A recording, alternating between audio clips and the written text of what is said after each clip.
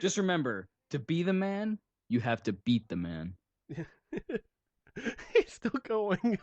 Of course he is. But yeah, You should text him and be like, "Get in here, fucker." I don't have a microphone set up for him, so it'll be a little hard. Next time.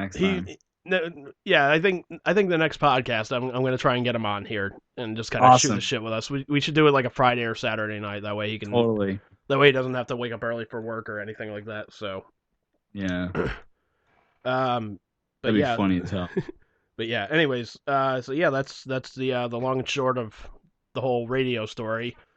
I'm still looking for a radio job and whatnot, and you are still fighting the good fight as far as radio goes? I'm still fighting the good fight because I'm just like, you know what, man, I don't want to fucking like, I don't want to give up on a fucking dream so goddamn easily because of bad experiences. Mm-hmm. Because I know like humanity for the most part, they're good. I know there's good people out there. There's good bosses. There's good coworkers. I don't know about that, but yeah, well, with ZLX, man, like my thing was, I loved my fucking job. Yeah, I loved doing my job. I loved showing up there. I loved working with the people. The only problems that I really had were the fucking the program director.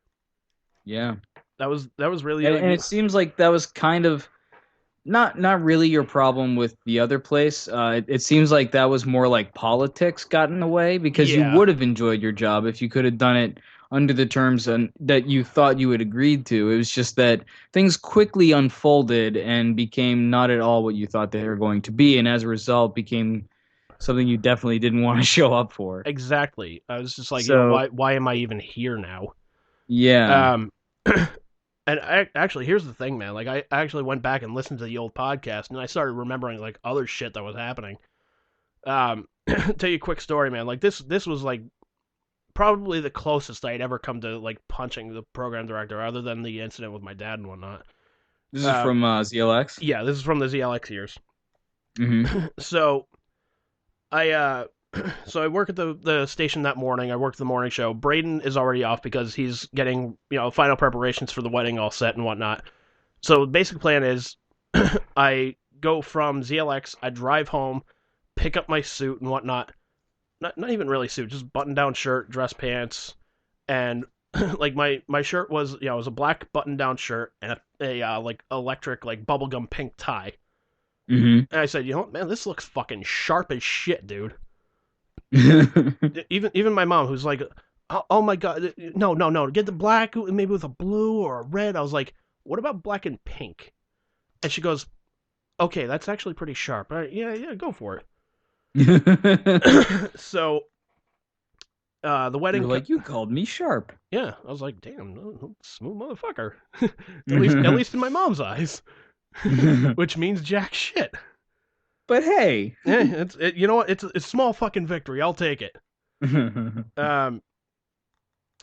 So we go to the wedding and whatnot, and like I'm sitting in one of the pews with Kevin. I think Pete's in the one in front of us or something like that, and we see the program director who walks by. He's like, "Hey guys, how you doing?"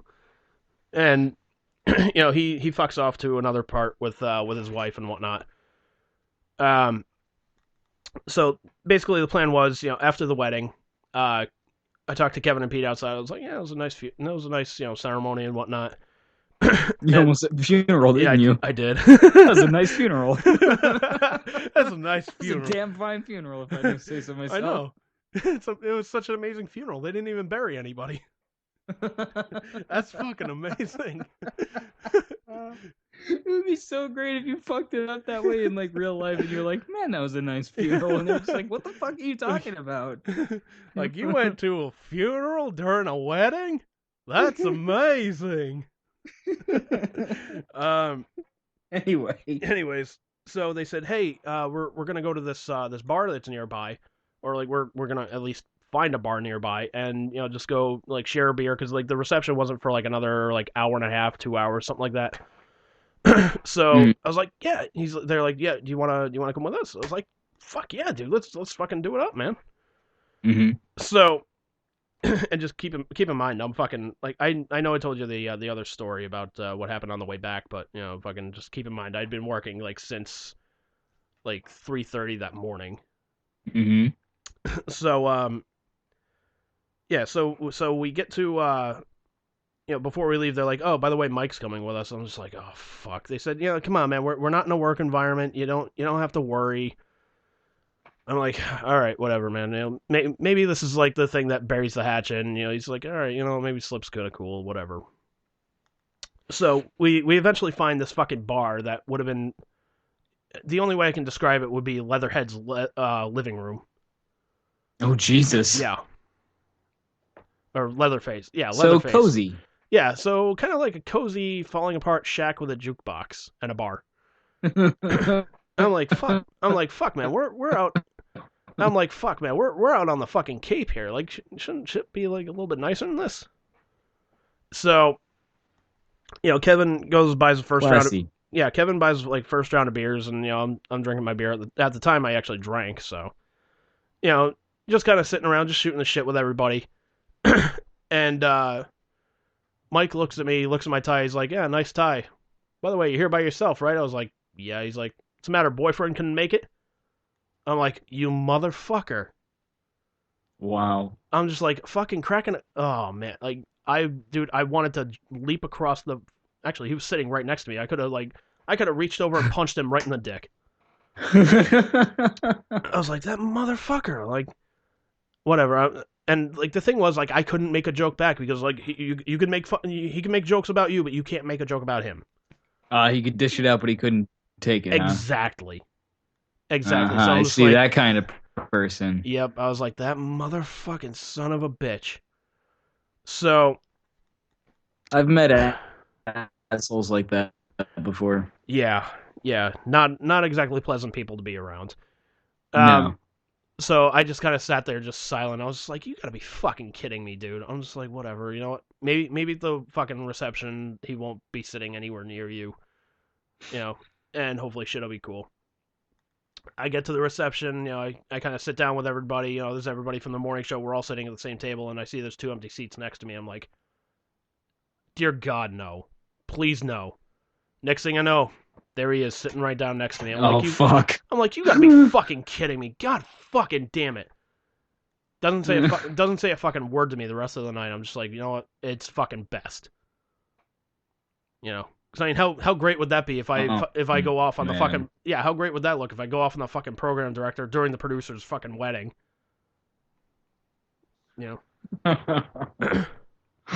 Not good. Yeah, not good at all. Not good at all.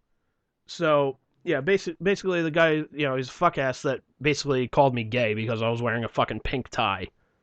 And it's like, you know what, dude? Which I gotta say is actually pretty classy, in my opinion. I was like, shit, man, this is like Bret Hart type of sharp, man. Fucking A. I was like, fucking, if Bret Hart and fucking D. Snyder can pull off black and pink together, I can. Yeah, fuck it. So, it was just like the fucking nerve of this guy to fucking, like, essentially call me gay for wearing a fucking pink tie. Like, I hope this guy gets fucking vagina cancer. Like, I seriously, I wanted to rip his fucking eyeballs out and replace them with his ovaries. Was his name Mike? It was, yeah. Yeah, it was Mike, yeah. We talked about this in the last part. Yeah. Fuck him. Yeah, fucking cockknocker. Fucking cockknocker. Anyways, fucking douche. Exactly. So, but yeah, that was one of the stories I had remembered, and I was just like, you know what, man, I'll bring this up on the next podcast, and then hopefully we'll just fucking like close the door on this. It'll be in the rear view and whatnot, and I don't have to fucking worry about it. It's like here's the thing. I've said this I don't know how many times, but like this podcast for me is fucking therapy. Yeah. This I can come on here. I can just shoot the shit with you. If I'm having a problem, I can shoot it. Like I said, I can shoot the shit with you. And if you think I'm wrong on something, like, please call me out on it, man. Like, and I know you would essentially do that. Like, well, here's where you were in the wrong with that one, but it's okay. It's all just been fucking bullshit. It's all been just fucking a heap of bullshit. Here's where you fucked up. Yeah. Here's where you fucked up. You got in a radio. Fuck. Well, I mean, good luck, sir. I mean, yeah. But hopefully there's something new on the table. Hopefully if it pans out, it'd be fucking amazing. The dream is not buried, just badly injured. It's on life support at this point, I think. Yeah. But yeah, so that's... Well, good luck, sir. I really hope something pans out, and I really don't see how much could have been done differently. I do think you had an awful lot of patience with the wolf, wherever the yeah, it's they were. Yeah, it's you know, I try to be as patient as I can. You done, robot voice? I don't know. I it really sucks that ZLX happened the way it did. Yeah, but you know, it's one of those things. I tried to be as patient as I could, and it was one of those things like. But at the end. Sorry, go ahead. Were you gonna say something? Come on, robo voice. Yeah, okay, so Bruce is losing connection with me again. So basically we do this over Skype. If he loses connection, I guess it's time to wrap this up. But I'll close it on this thought. Like basically like, yeah, for those that may be asking, like, well, you know, why did you stick at ZLX for 5 years? You know, if you knew you weren't gonna go anywhere. That really wasn't my problem. My problem was more of you know, I was trying to be optimistic in the sense of you know, if I keep busting my ass, they'll at least see something like, oh my god, you know, this kid, you know, he puts his heart into his work. He's always here, you know, he's you know, and he can bust balls with people. So, you know, maybe we can give him a shot. Like, oh, the show down at you know, at the mix station, they're looking for a producer. Let's send him over there. So essentially, I became like Dolph Ziggler in a sense of like, you know, I would do great work for these guys. I would always bust my ass for them. I would do everything that I could to try and make them look good, but I just never really got farther than I did. That's the only way I can really sum it up. For any non-wrestling fan, go look up Dolph Ziggler's fucking story with WWE, and you'll know exactly what you never got about. The T-shirt. I never got the T-shirt. I never got a fucking title. I never got shit. So that's well. At the end of the day, at least you've got the podcast. Yeah, which is why I was like, you know what, man. I think it was like 2 years after I started at ZLX. I was just like, you know what, I got to start my own podcast. I want to get shit going with this. So, you know, I think about 3 years later, yeah, here we are. Fucking just shooting the shit, man. Just, you know, telling stories and just, you know, putting on more entertaining radio than shit you would find on FM. Because really, here's the thing about radio. It's hopefully anyway. Oh, hopefully, anyways, yeah. But like here's the thing about radio, and if you go listen to Jim Florentine's podcast, I mean, he fucking nails this. He basically says, you know what, they're afraid to change their thing because they're just like, well, we showed these things to a focus group. And focus group, for those that don't know, it's a group of people. You have them listen to something or watch something, and they tell you what they think of it, and then they go from there on the said product. You know, movies use it all the time. Like, okay, well, the audience didn't like this part. You need to go back and change it. Or radio station will go, well, okay, they didn't like these songs, but they like these songs. Let's add these songs to the playlist, which we have to play because of corporate America. So basically, those 20 people were responsible for putting Nirvana on a classic rock station, which Nirvana should have been on there anyways. Fucking Motley Crue should be played a lot more. More shit from the 80s should have been on there, no fucking question. But, you know, it's all radio is all bullshit. And, you know, you ask it, okay, well, why do you want to get in there? I want to get in there because it's basically like some of the best form of entertainment you can do. It's theater of the mind. You know, if you know, they say, well, oh, we're talking to Coach Bill Belichick today, and some guy comes on and do an impression, like, okay, you can tell it's an impression, but in your mind, you can see them talking to Bill Belichick. And, you can kind of make it entertaining there. So,